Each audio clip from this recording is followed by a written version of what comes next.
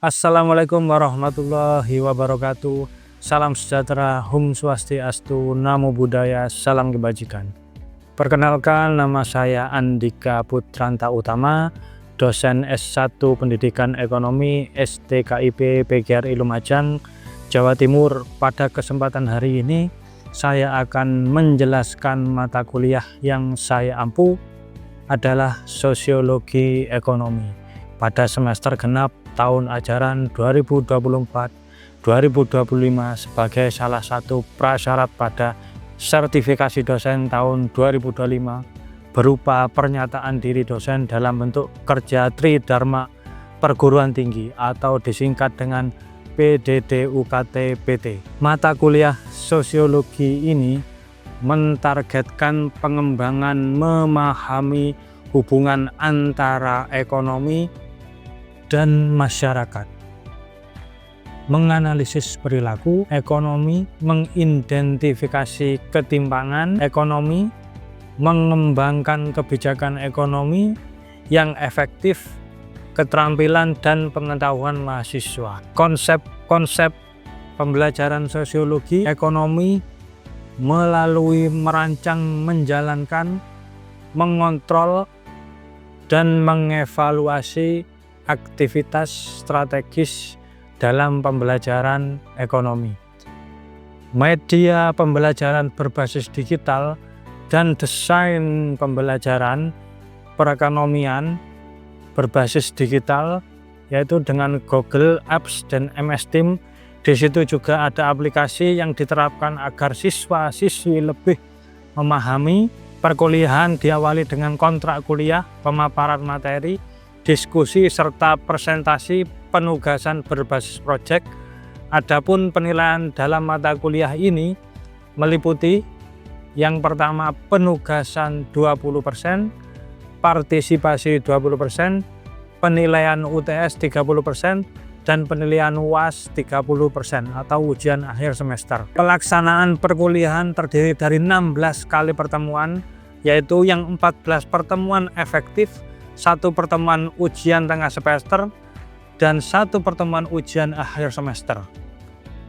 Kemampuan yang diharapkan dalam mata kuliah ini yaitu mahasiswa diharapkan mampu memahami, menganalisis konsep dalam merencanakan desain pembelajaran, mampu menganalisis konsep hubungan ekonomi dan masyarakat dalam kehidupan perkembangan ilmu pengetahuan sosial kehidupan ekonomi, dan peranan manusia dalam perekonomian ini juga membantu dalam pembelajaran bagi mahasiswa dengan benar dan tanggung jawab. Materi pembelajaran sosiologi ekonomi ini ceramah dan diskusi, media pembelajaran digital berbasis digital, desain pembelajaran berbasis digital melalui MS Teams bisa diakses secara terbuka dengan mendownload terlebih dahulu, membagikan linknya, maka di sana muncul beberapa menu termasuk file atau penugasan, diskusi, serta absensi. Bahan ajar digunakan dalam mata kuliah ini menggunakan beberapa sumber referensi, yaitu buku Sosiologi Ekonomi Damnya Star yang sudah saya cantumkan di file di bawah ini, yaitu sistem pembelajaran dalam perkuliahan ini yakni tatap muka. Metode pembelajaran yang digunakan adalah DIA.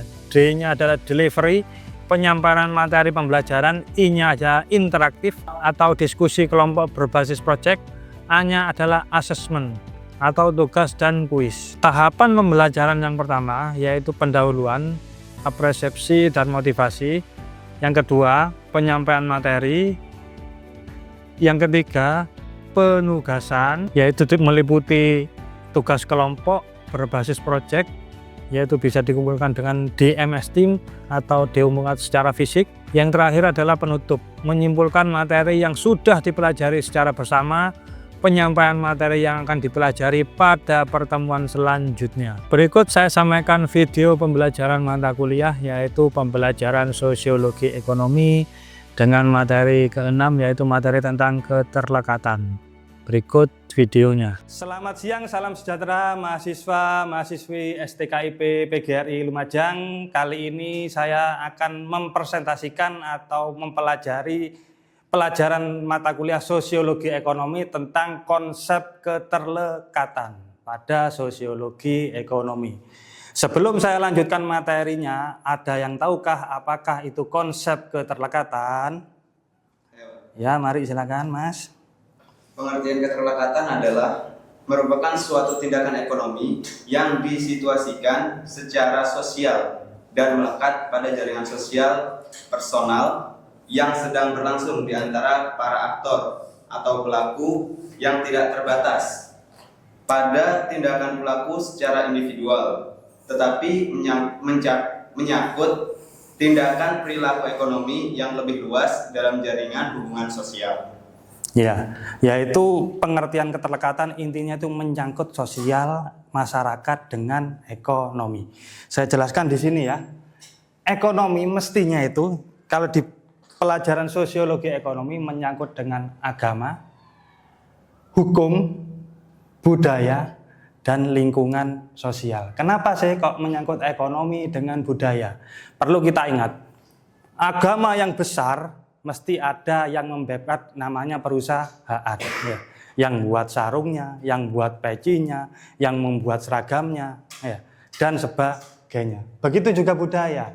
Budaya yang besar ya, mesti ada perusahaan yang membackupnya. Mbuh iku songkoke, mbuh iku sarunge, ya. Apa itu kostumnya dan lain sebagainya. Apa sih bedanya budaya dengan kebiasaan? Kalau budaya itu bedanya kita itu harus melestarikan. Kalau kebiasaannya kebiasaan aja. Anda mau masuk kuliah, kebiasaannya Anda itu adalah makan, minum, dan sebagainya.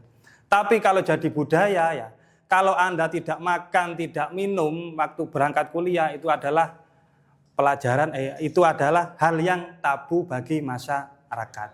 Gitu. Bedanya budaya dan kebiasaan.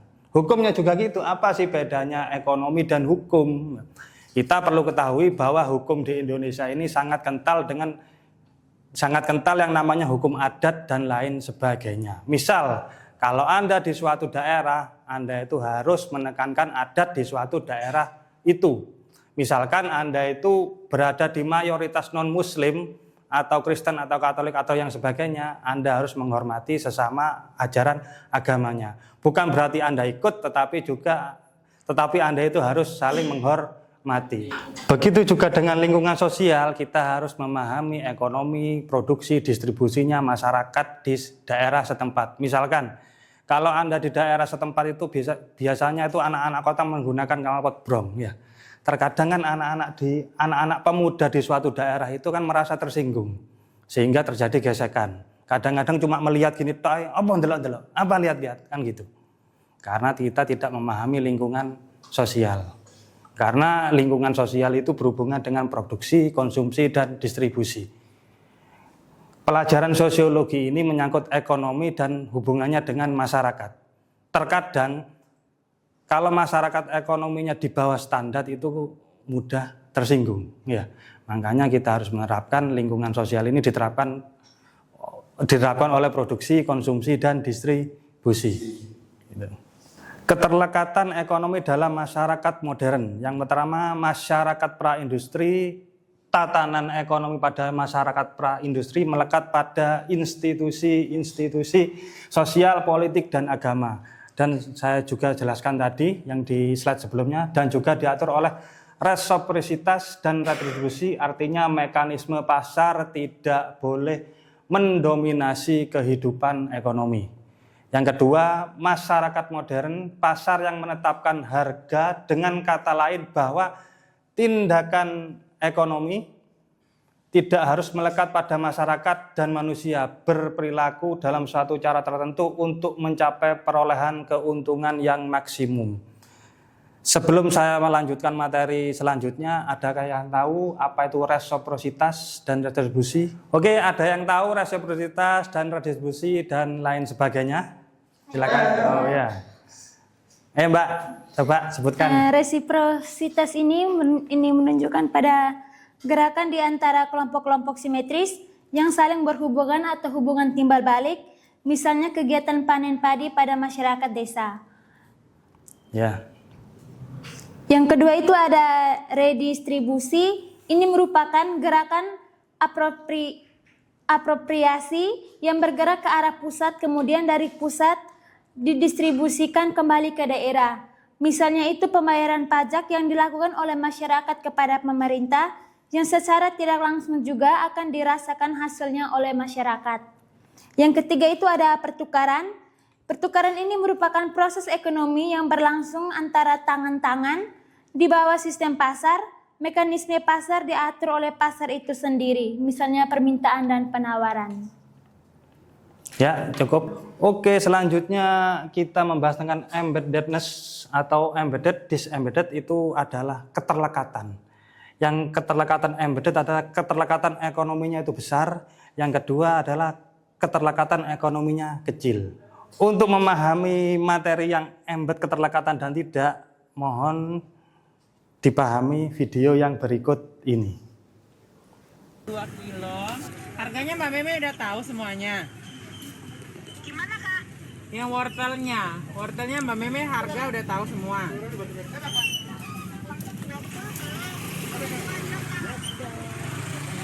Oke. Timun. Iya, Mbak Meme yang nawar ya. Aku ini nggak ngerti. Mas, jangan mahal-mahal loh. Kan kita langganan selalu. Tuh guys, kalau kalian mau beli yang murah-murah datang ke Mas ini yang menuju arah ke pasar-pasar itu loh. Tuh orangnya tuh. Jadi kol putihnya 3 kilo. Biasa Mbak Meme kol putih berapa? Itu pesanan 3 kilo sekalian Kak. Sekalian Iya. sesuai cat. Iya, per kilonya berapa no? Biasa 7.000. 7.000. Masnya udah tahu harganya. Oke, kol putih 3 kilo, tulis Mas. Iya. Terus wortel 2 kilo.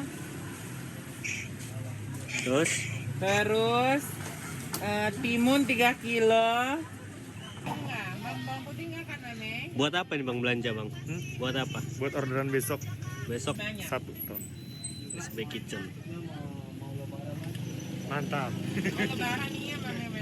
Lah, iya, Lebaran nggak besok ada. kami kesini nanti. Oh iya benar-benar. Dek, kenapa belanja selalu di sini, Dek? Karena lebih murah, langganan. Abangnya kumisnya tebel. Kesini nengok ya. Abangnya kumisnya tebel lihat. Oke, di sini ada pembedaan, ada pasar tradisional dan pasar modern.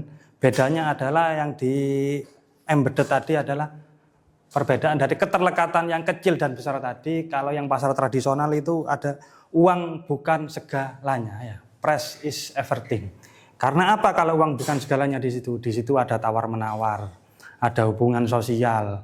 Misalkan ada orang, Pak anak saya sakit, boleh nggak telur saya beli telur ini ditambahkan 2 lagi. Karena ada anggota keluarga yang sakit. Tetapi kalau self interest, uang adalah segala-galanya, itu pasar dengan kategori modern. Seperti toko-toko modern itu kapan harganya 5.000 atau 7.000 ya. Itu ya tetap Anda tidak bisa menawar, Anda tidak bisa melakukan price everything ya. Atau yang dikatakan tadi reciprocitas, saling bantu membantu. Kalau di pasar tradisional itu adalah supply and demand, terjadinya antara penjual dan pembeli itu langsung. Meskipun kadang-kadang harganya itu lebih mahal dari pasar modern.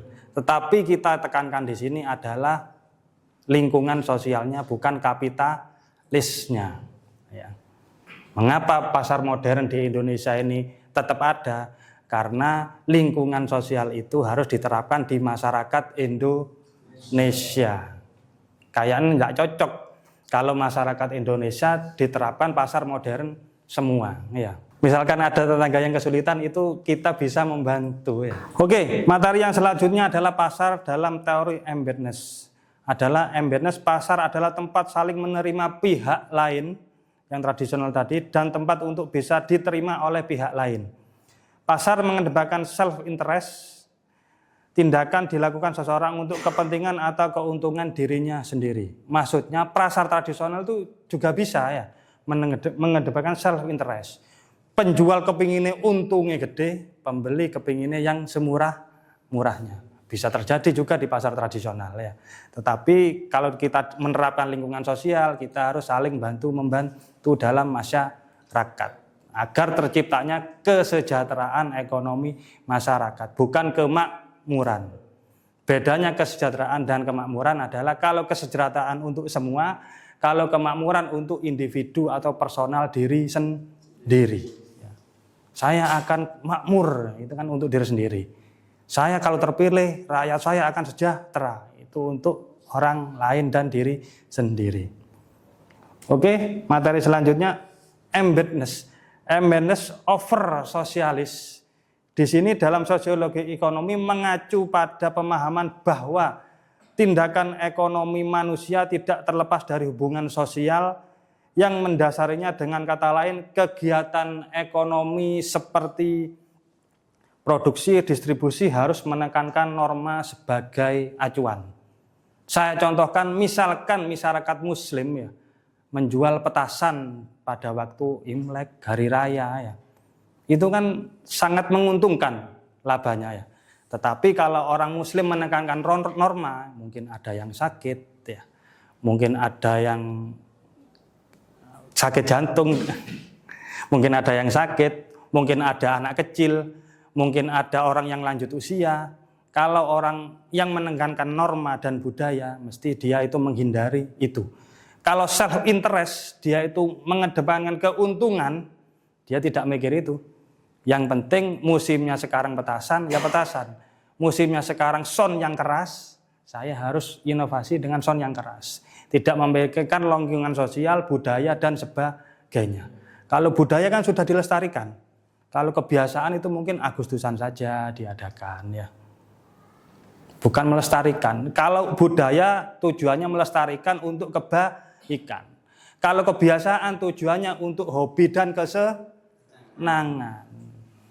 Bukan untuk tujuan pribadi sendiri. Oke, saya lanjutkan 3 konsep dalam keterlekatan ekonomi. Contohnya, resiprositas itu apa sih? Coba yang bisa siapa? Ayo Mbak, silakan.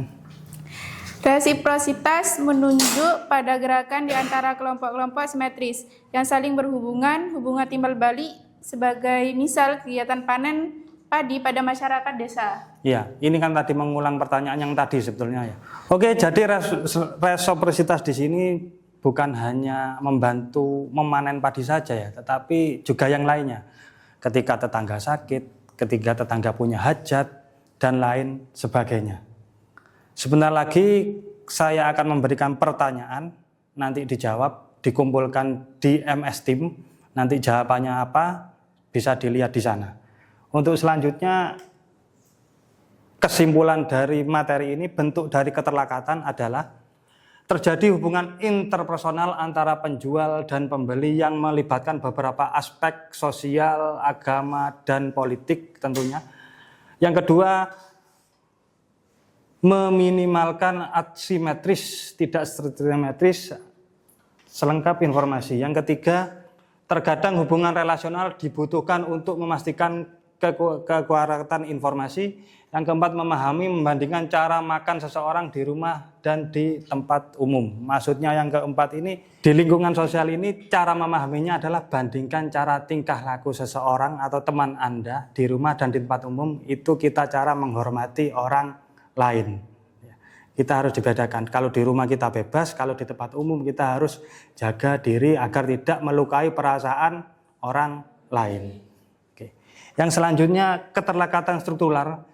Di sini keterlekatan dalam jaringan yang lebih luas. Yang kedua, berdasarkan konsep struktur sosial. Yang ketiga, memahami lagi hubungan antara pemilik ya, atau pemilik rumah, pemilik toko dan sebagainya, karyawan, distributor dan pembeli. Yang keempat, di dalam masyarakat bisa diterapkan dalam budaya nyumbang, di mana besarannya nyumbang disesuaikan dengan strata sosial. Yang kaya ya harus nyumbang yang lebih besar, kalau yang kemampuannya kurang ya harus disesuaikan. karena kita menghormati lingkungan sosial antar sesama. Jadi kali Anda itu merasa lebih mampu, harusnya mengasih, kalau ada tetangganya yang membuat hajat itu harus mengasih lebih. Karena kita itu menekankan resiprositas, menekankan saling bantu-membantu, bukan kapitalis atau individu. Untuk selanjutnya adalah penugasan per kelompok. Nanti saya diktekan soalnya tentang materi sosiologi ekonomi yang menyangkut tentang keterlekatan. Apa itu keterlekatan, apa itu resiprositas, apa itu distribusi, dan lain sebagainya. Termasuk embedded dan non-embedded, apa itu over sosialis dan non-over sosialis, apa itu self-interest dan lain sebagainya. Apakah itu kepentingan diri sendiri atau kepentingan yang lainnya? Apakah menguntungkan diri sendiri ataukah menguntungkan lainnya dan diri sendiri? Oke, saya diktekan ya soalnya. Oke, di sini yang pertama, jelaskan pengertian distribusi dan sebutkan jenis distribusi dalam bidang ilmu sosiologi ekonomi. Oke, yang kedua, tindakan konsumsi dapat dikatakan sebagai tindakan sosial sejauh tindakan tersebut memperhatikan tingkah laku dari individu lain. Berikan contoh tindakan sosialnya itu seperti apa. Yang ketiga, jelaskan situasi serta kondisi masyarakat yang mempunyai human capital atau modal sosial yang tinggi. Ini soalnya 5. 4. Sebutkan persamaan dan perbedaan hubungan antara kapital ekonomi, sosial, dan budaya. Yang kelima, yang terakhir, jelaskan pengertian keterlekatan dalam sosiologi ekonomi. Sudah, itu nanti kerjakan, dimasukkan di MS Team, di kolom tugas, nanti nilainya juga keluar di situ. Dan materinya yang tadi saya simpan juga di MS Team. Oke. Silakan kerjakan dan dikumpulkan di MS Team. Oke, sekarang sesi kesimpulan dan penutup. Anak-anak apa ada yang bisa menyimpulkan? Mohon tunjuk tangan. Ayo Mbak ya, silakan. Ekonomi dan komunitas. Resiprositas ekonomi melekat dalam hubungan antara suku yang berpusat pada kewajiban terhadap komunitas. Redistribusi ekonomi melekat dalam komunitas politik yang terpusat. Ekonomi dan pemerintahan. Resiprositas ekonomi melekat dalam pengaturan suku yang termaktub dalam adat. Redistribusi ekonomi melekat dalam aparat politik, negara yang terpusat dan kerajaan yang terbentuk melalui kontrol geopolitik. Ekonomi dan rumah tangga. Resiprositas ekonomi maupun rumah tangga melekat dalam komunitas suku. Redistribusi ekonomi dan rumah tangga melekat dalam komunitas politik yang terpusat. Oke, terima kasih. Demikian mata kuliah hari ini. Tepuk tangan dulu untuk hari ini. Demikian mata kuliah hari ini. Apabila saya ada salah kata, saya mohon maaf. Mudah-mudahan kuliah ini bermanfaat bagi saya dan kalian. Assalamualaikum warahmatullahi wabarakatuh. Waalaikumsalam.